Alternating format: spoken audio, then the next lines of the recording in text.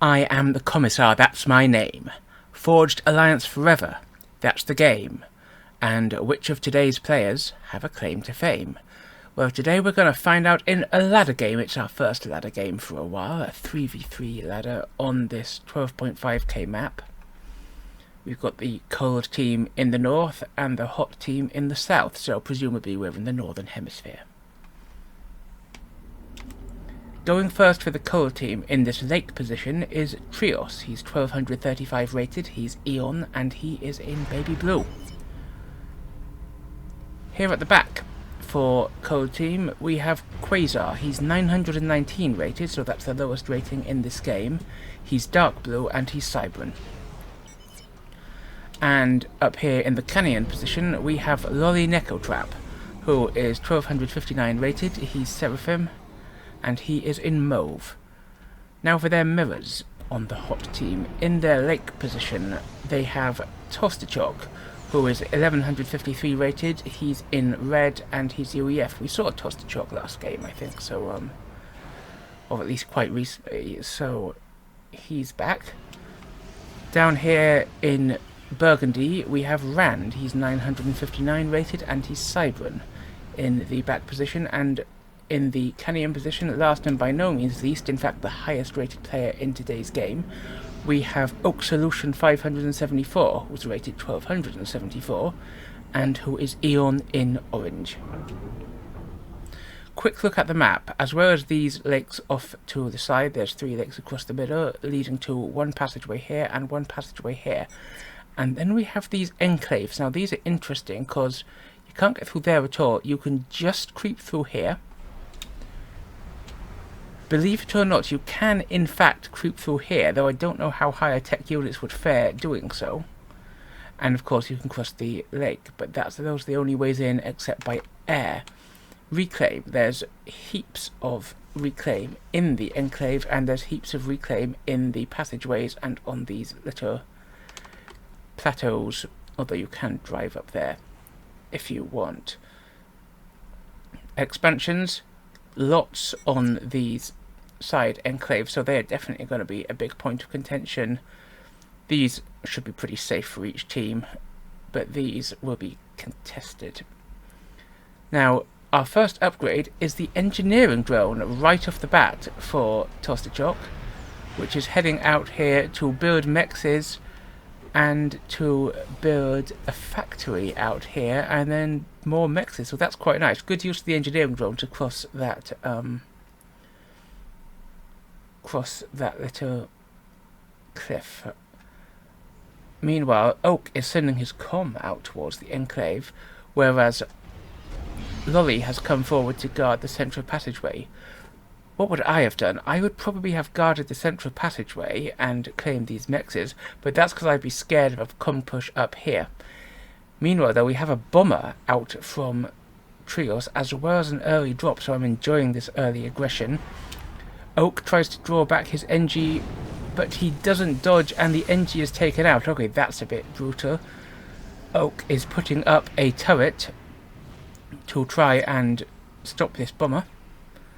But meanwhile, Treos has just got this down and got a factory out, and Oak has nothing in this enclave. Over here, Lolly has also dropped. He's building factories up here, and he's then dropped the rest of his NGs forward to grab this reclaim pool. I like that. That's very good. Here, slowly, this teensy little drone assembles the factory for Tosterchalk. There's just so much more build power here, though, that I think Lolly is going to have a good position. And there's another bomber in from Treos. Oak is trying to set up a factory, but there's a little... Actually, these are only labs. They're probably not going to do much.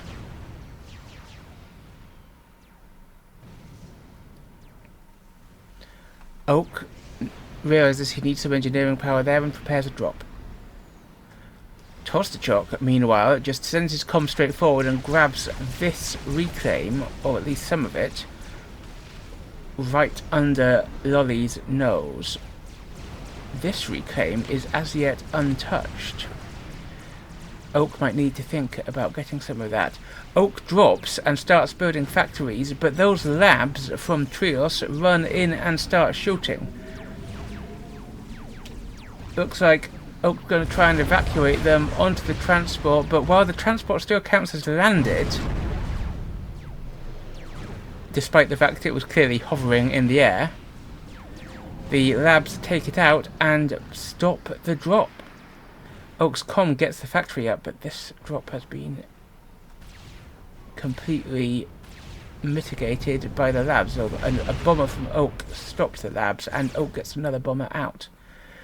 More drops from Lolly in here towards this reclaim, so he's making excellent use of his air. Meanwhile, we've had a classic Cetons engagement here between Lolly and Tostichok.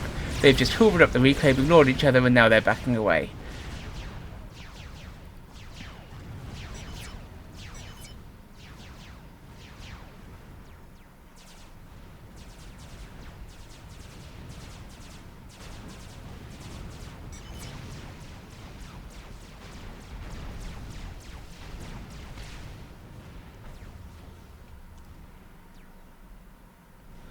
Auroras are now trickling in across this lake for Oak.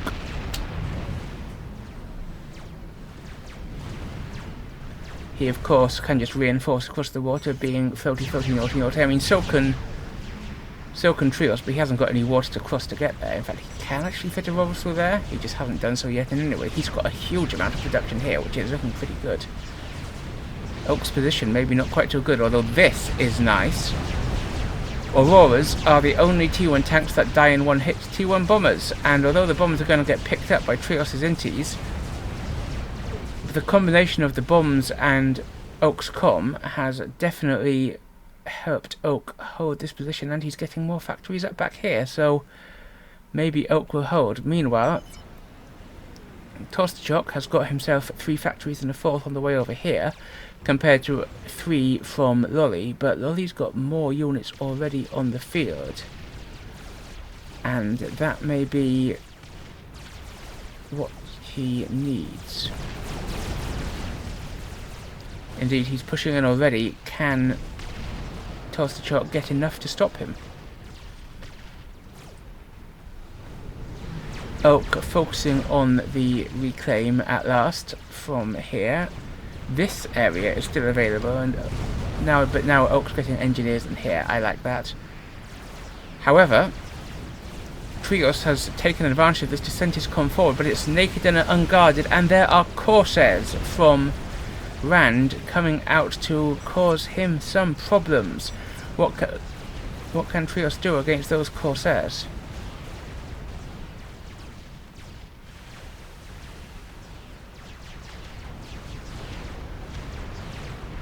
He does clean up all those mexes though, but at what cost? He's already down to the yellow. Quasar and Treos both send inties to defend against the Corsairs, and there are a few inties from Rand, and of course the Corsairs can fire air to air, but it looks like there's enough from the Cold team to clear it up. Meanwhile, Oak is pushing in quite well over here, but there are quite a lot of factories and point defences here to hold him off, and Oak remains naked, so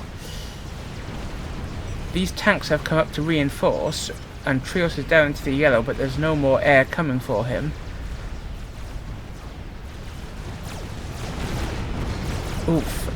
So this push over here from Lolly looks like Tostichok did get through a point defense, but then it was overwhelmed by more stuff coming along.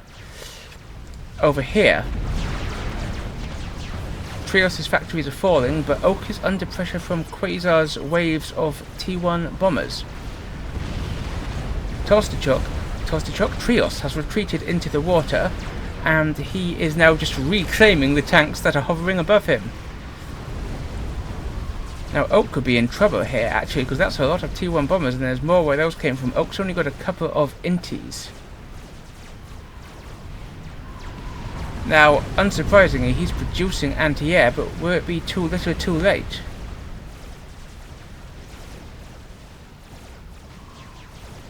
Treos, meanwhile, has brought some engineers forward to start reclaiming in this area.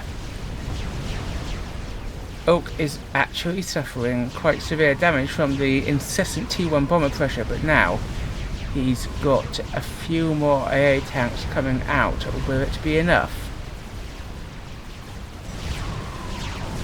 Will it? I'm not actually so sure.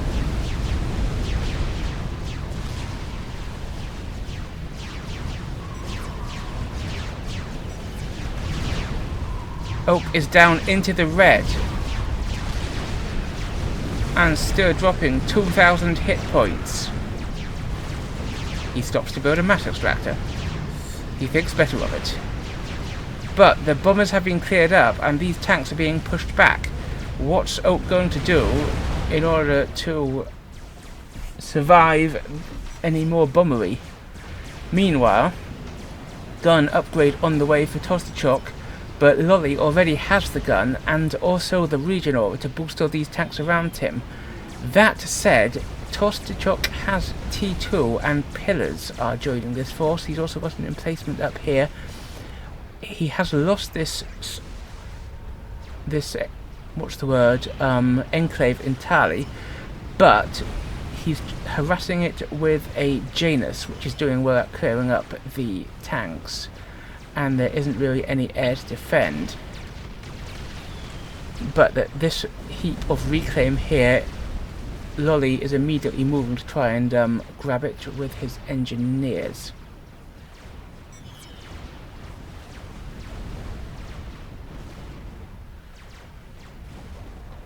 Oak is going for T2 to get some hit points back.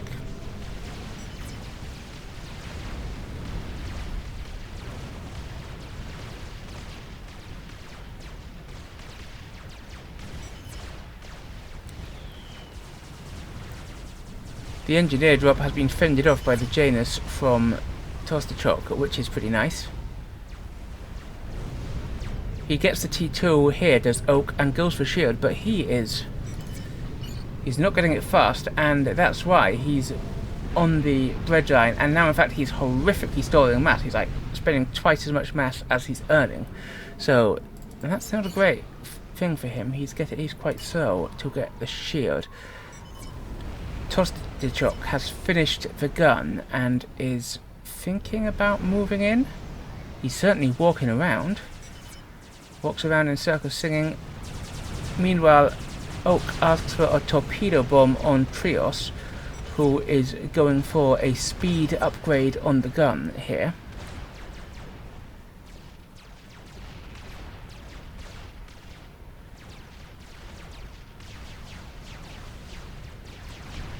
And TheCommissar walks forward and opens fire on Loli's spam. No overcharge yet. Does he have overcharge? He does not. TheCommissar does not have overcharge. Does Loli? Loli does, but he doesn't have the power to support it. So that could be interesting. Meanwhile, with his speed gun upgrade, Treos is sneaking out towards Oak, but Oak's got that shield up. This is where all the interesting stuff is going down, though. There's a decent number of pillars there, actually, and they're taking out the tanks while TheCommissar focuses Loli's comm with his own. But a wave of T1 bombers from Quasar significantly depletes TheCommissar health. But is it going to be too little too late, as Loli is already into the red? But another wave of bombs ensures that so is TheCommissar, and they're both from the red and so in a big combined explosion. The two highest rated players in the game, TheCommissar and Loli, go up in smoke. Oof. That's going to change matters. Meanwhile, torpedoes from Oak have driven Treos' comm away, having seen that against the T2 build capacity quickly throwing up turrets and the shield on Oak, Treos wasn't going to get anything in the way of actual kills done there. Ooh, well, that was exciting, wasn't it?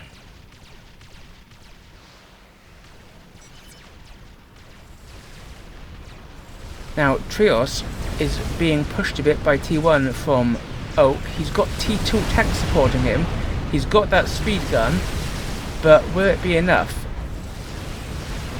Oak's units stop moving for a brief moment, and I think that may be a bit of a problem.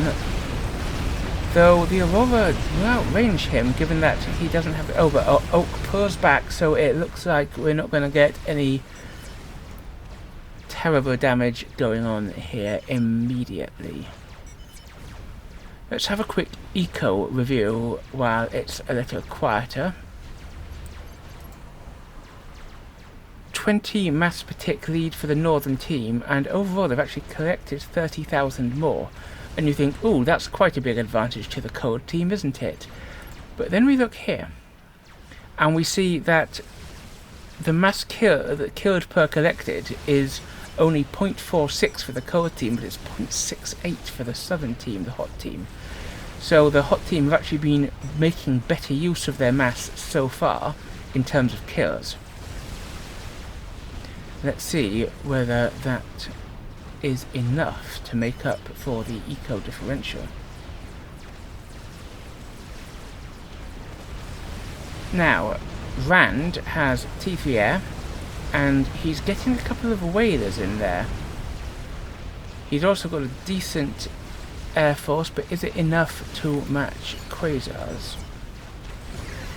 Rand has 10 ASFs.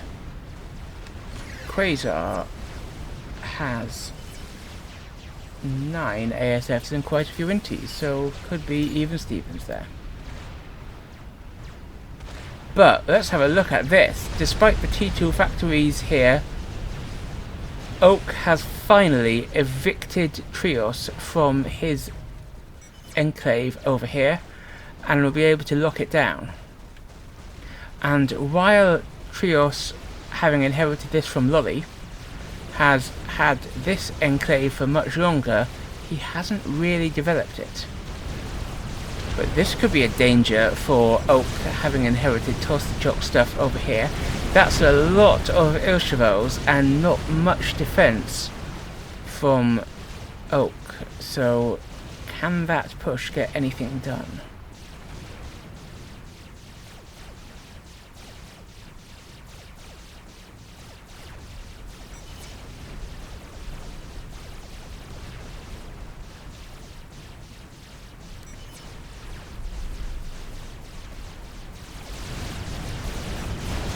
In come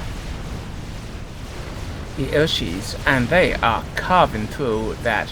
But the whalers that we mentioned earlier from Rand come out to stop them. There's also a stinger from Oak that he inherited. So, but while that's going on that side, we have a lot of T1 bombers from Quasar trying to just snipe out Oak's comm, but Rand's got his air and Oak's got the shield and the T2 hit point, so I think that that's just going to carve a big hole in Quasar's air while Oak survives pretty much unscathed. The same cannot be said for the expansion of Oak up here, but they've got the air power here. They've now got 2 stingers, there's a Janus as well, and there's still those whalers. And between them, they're mashing those Ilshavos, and there's just no air support from Quasar or Treos to stop them. Because Quasar's T3 air was eaten by Rand's while it was distracted over here.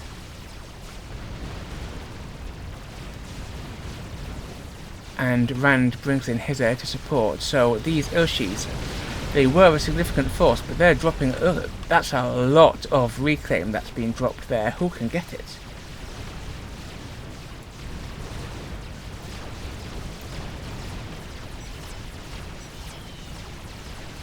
Loli's noticed, and he is suggesting from beyond the grave that his teammates grab it.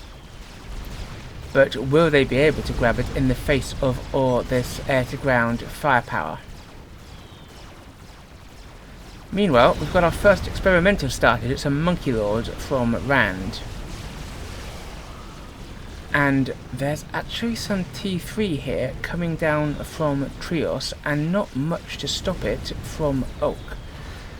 So Oak, having locked this down, he's moving some T1 back, but against those Harbies, I say those Harbies, currently one Harby, against that Harby, but I'm sure there's soon to be more. Will it be enough? There's also turrets going up here, and the Ilshis are just dead. 5, 4 is 9, 10, 11, 12. There's 12,000 mass there to be grabbed, so that's pretty nice. Nice for whoever gets it.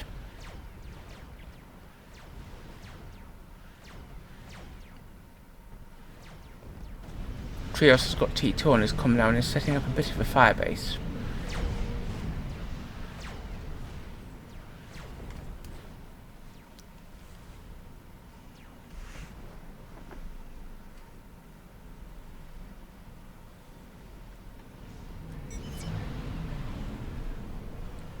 Oak has left some units here, which is wise. He can't afford not to defend in case a push tries to come through here, which... Nope, it looked for a moment like Treos might have been considering just that, but he didn't. Look at the eco again real quick for a moment, and now that eco lead has increased to a lead of 60-ish for the code team. Total mass collected, 30 in favour of the core team still, which tells me that there's been a lot more reclaiming going on by the hot team. That monkey finishes, and there's a lot of gunships, both whalers and renegades, being made in support. I like the renegades as a support for the monkey because they have splash damage, and so while the monkey's laser picks off the big targets, the renegades can focus on the smaller ones. But now with 3 Harbies backed up by shields and only T1 to stop them, that monkey is desperately needed. Over here, that's a nice load of blazes, but they're all spread out, and this chunk of Ilshis is just a block, and those blazes and a couple of obsidians are all just going to die. This is looking much better positioned from Oak, but there are Harbies in there, and that monkey is quite slow. Do they know about the monkey? They do not.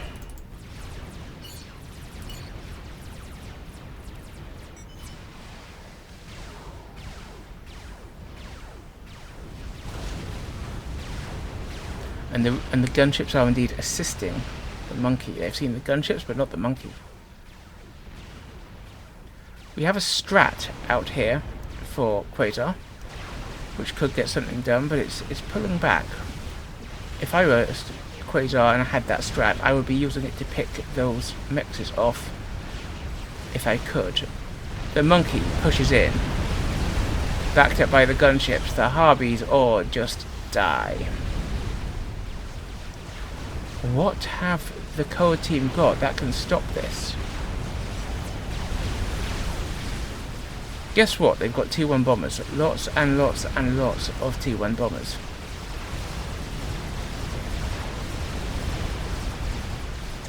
The fight here seems to be evening out, as although there are fewer tanks down here, there's still a lot of Janus from Oak, and he's turtling up with turrets. So back to the monkey as the T1 bombers drop wave after wave of bombs onto it.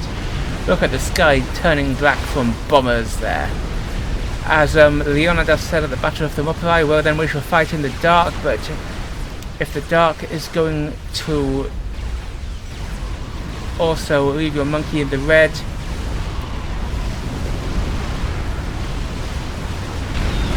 and indeed kill it. The monkey is killed by the T1 bombers, and sure, the T1 bombers are cleared up, but so's the monkey.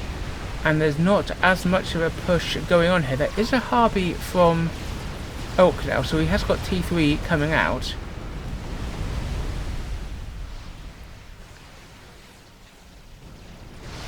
But without the monkey, there's a lot less raw firepower to do with damage there.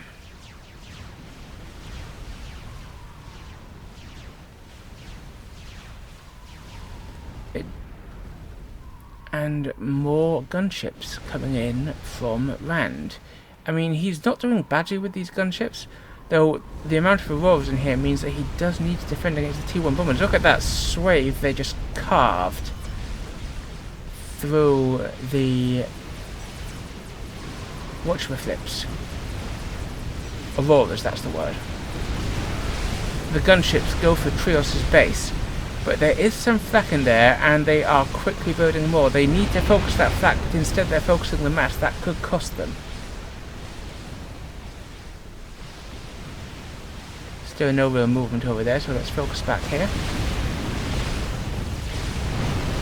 They've got one of the flaks, but the other's still up, and those gunships are just dying. I mean, sure, they're going to take out a couple of T3 mexes, and that's good. I say a couple, they've actually only taken out one, because that flak and these new ones that are going up are just eating them all up, and the army from Oak arrives, but it's too late to kill the flak and save the gunships. We'll see whether it gets any damage done in a moment.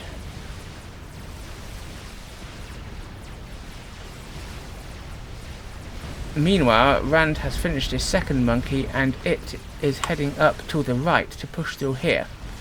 So this is Treos' original base, and 3 of the mechs in it are dead, but there's enough, make that 4. But there's enough Harbies and a bit of point defense that I think this will be cleaned up before too much more is killed.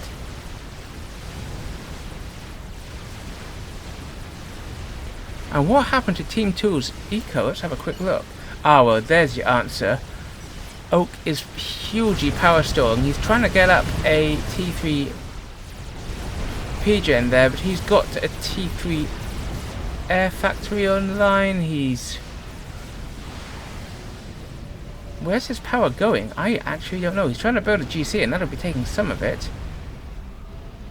And he's running the shield on his comm, but that's a lot to be stolen, and I'm not entirely sure where. And Rand is also not doing super happy on power, but at least he's got enough to keep his math going. More bombers from Quasar. Bit of a running theme this game.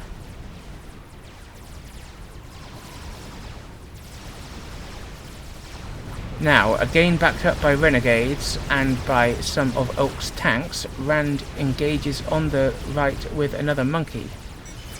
But this time there'll be a monkey from Quasar to stop it, as well as Quasar with a couple of strats.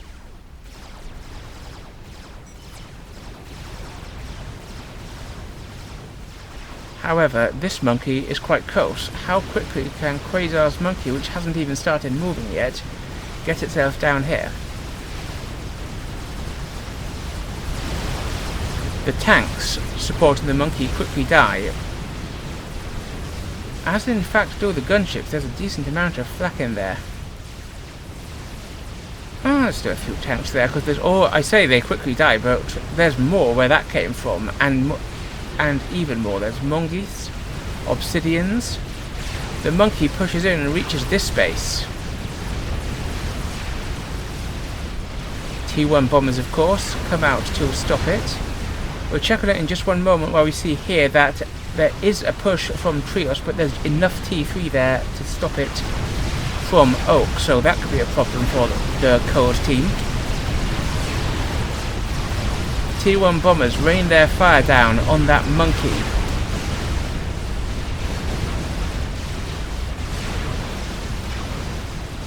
But monkey on monkey action,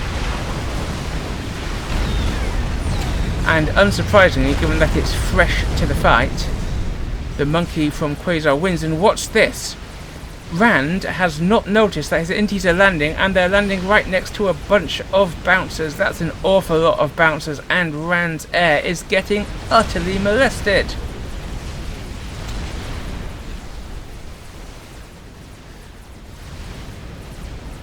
Oof, that was brutal.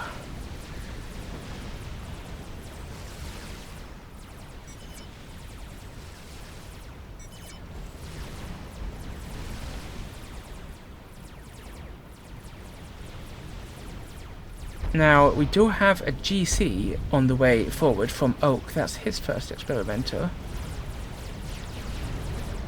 Looks like Rand is continuing to produce the monkeys.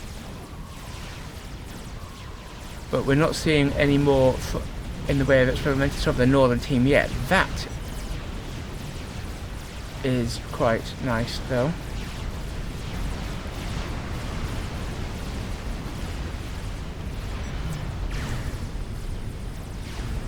And we have a T3 push coming in here, the one that which we saw a moment ago, but unfortunately for it, there's a GC that Treos has just finished waiting for him, and it's cut off by the monkey from Quasar coming across. So that is entirely doomed. Now, we didn't see here, the monkey wreck was actually reclaimed by Oak, who dropped some engineers across there, which is quite a nice move. Sorry I didn't focus on that. There's been quite a lot going on. And look at this. We're getting drops, continental drops from Oak into the enclave on the right. I like that a lot. I like to see a bit of continental usage. And he's not stopped there. There's a lot of pings going down from presumably Loli, who's warning of it, but there's also that monkey coming up from Rand. So this, look at this, this is great. But those two experimenters are coming south. Colossus versus monkey, the Colossus wins. But it tries to back away, but it's already in range of Treos' Colossus, and this feels bad. He should turn around and just do as much damage as he can before Treos' Colossus kills him. Another fight of T1 bombers adds to the pain. Oh, we got an air fight here, but it looks like Quasar's actually built some ASFs at last. And Rand doesn't get a good turn there. And this looks painful for Rand. So now the northern team has air. But this monkey comes pushing in. Okay, we might need to go to split screen here to keep an eye on this. So we got Rand's monkey here coming in here, and Treos' GC chasing Oaks.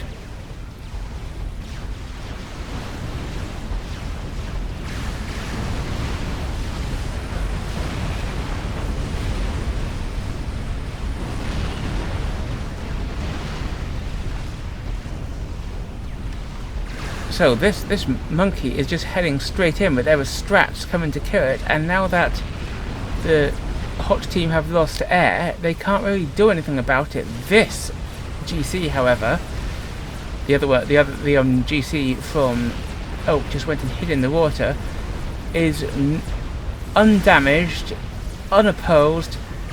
This GC from Oak is not going to go up in time. And while Rand has another experimenter, he has a monkey lord, it doesn't feel like it's going to be enough. Turrets are going up to try and stop this GC.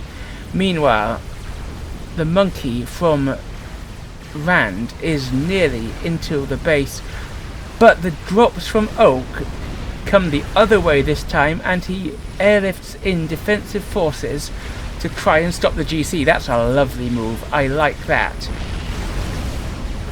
As the GC's already eaten its way through all the point defences, and now the monkey is able to engage in combination with those heaps and heaps of blazes, and the super damaged GC joins in. Treos turns and tries to kill it, but he dies just first, and this GC survives with 2,000 hit points. Meanwhile, the strats and T1 bombers take out the monkey from Rand. It kills a little bit of the air grid, but it doesn't get the HQ, and it doesn't get all the power. Whoa! Back to single screen. That was exciting. So meanwhile, the stuff that we mentioned being dropped up here has done pretty well. It's cleaned out this expansion, it's cleaned out this expansion, it's getting more mass up here. Code Team still ahead on mass generation, still ahead now by 70k on total mass collected, but Team 2 have killed nearly double per unit mass that they've got, which is quite brutal. And now we have yet more drops. As you saw a couple of casts ago, I do love me some drops, so this is what I love to see. This is what you love to see, don't lie. The Continentals drop a bunch of blazes into the back, and these are T3 mexes, and that's a lot of blazes and a few monkeys. Nope, I'm lying, that one's a T3 mex, but those are only T2. Strap bombs come in to try and clear it up, and they get a lot of damage done, and so far we've actually only seen the T2 mech going down here, so still that did a bit of damage, and meanwhile the drops are finally cleared up by hordes and hordes of Urshivols produced from these factories. But a lot of damage has been done. And another monkey pushes up from Rand, but there's another GC from Treos to fight it, and as we know, GC beats monkey even if it weren't already damaged.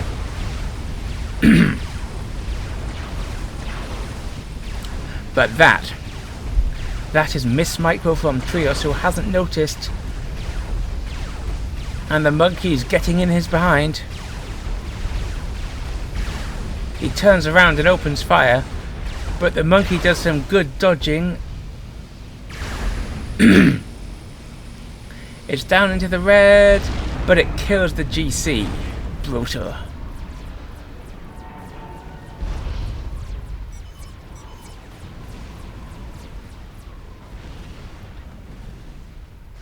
Treos trying to re-expand here into Loli's old expansion, that's good.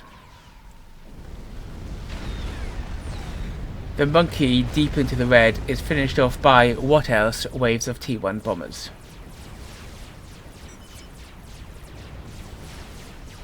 Oak is asking for energy, and he's power stored again. Oak's been pretty bad on power management this game, I've got to say.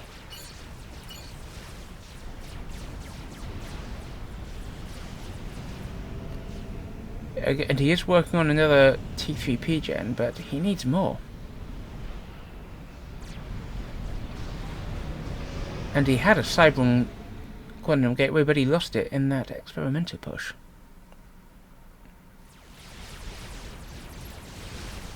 So, for the first time this game, the cold team now has an eco lead. The cold team, the hot team, I literally said the opposite of what was true there. Procaster me. I'm not a procaster. Anyway, they have an eco lead of 50 per tick. So, is the tide really beginning to turn in the hot team's favour? We've still got a super damaged GC here, and a fresh GC here. That GC doesn't look like it's going to be ready, but we've got a fresh monkey here.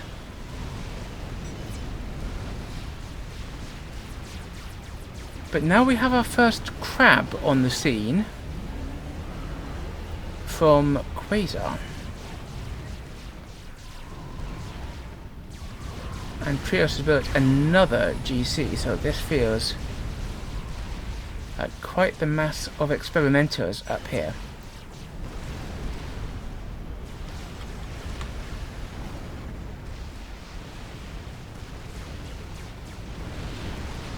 That might be enough to stop one GC. Actually, is it? There's not much T3 in there. Ah, well, I see that Rand is learning from his opponent, and those T1 bombers go in to hit the GC.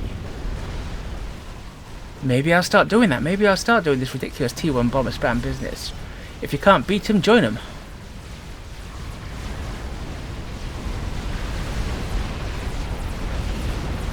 Bit of a tricker here from Oak, and the GC starts carving its way through them. That's a lot of AA and another GC in support though. And these guys just aren't hurting the GC fast enough. Rand's monkey turns and heads for the fight. That's quite a decent amount there, and it might be able to make its way up here and do some damage. We'll keep an eye on it.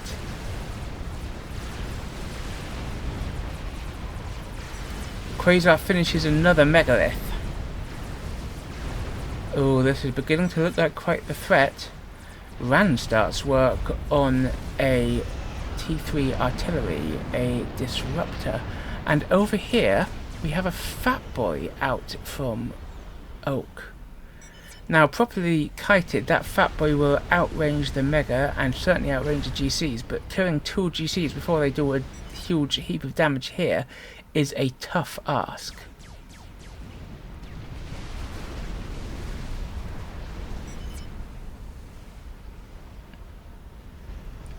That's some T3, but it's not enough T3.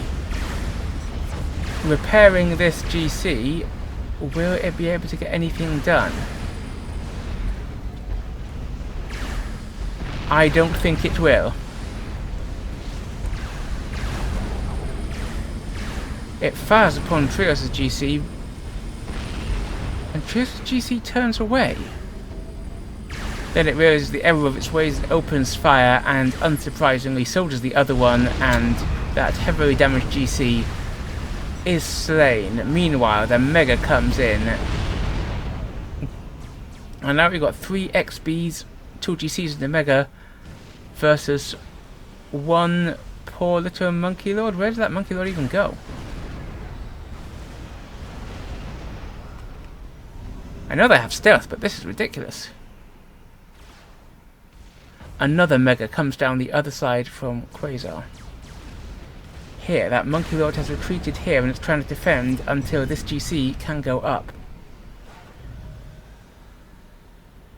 Meanwhile, the fat boy is on its way across from Oak.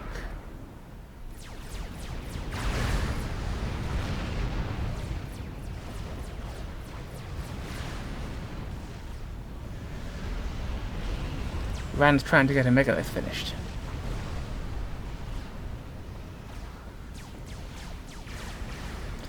This megalith has opened fire on this poor little defensive force here, and there's nothing really to stop it. But that's not the focus of where we are today. T1 bombers out from Rand. And we now do have a GC and a monkey, but against 2 GCs and a Mega, that doesn't feel like enough.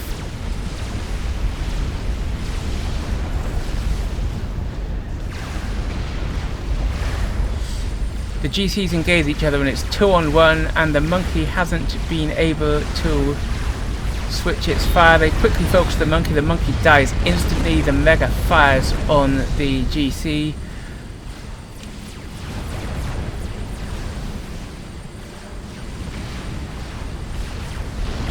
And the GC is down. The fat boy is coming in and firing on some of this anti-air from the back, but Oak's main base is under attack from 2 GCs. The Mega turns to engage the forces over here.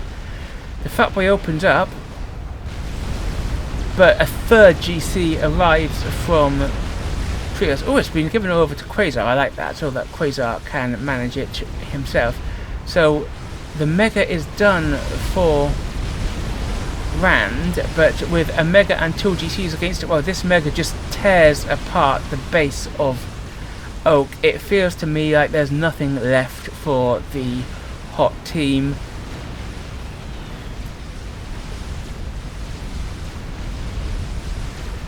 The fat boy is in range of the Mega and is just going to die, and as the GCs open fire on this Mega, the hot team recoils. Loyal viewers, do you think that the hot team were correct to recall at that stage? I mean, they had a couple of experimentals, but they didn't have as much as the core team did, and there was a GC eating up their main base. I think they were right to recall, but do you? Tell me in the comments below. And while you're down there, please don't forget to like, subscribe, and obey. I'm TheCommissar. I will see you next time.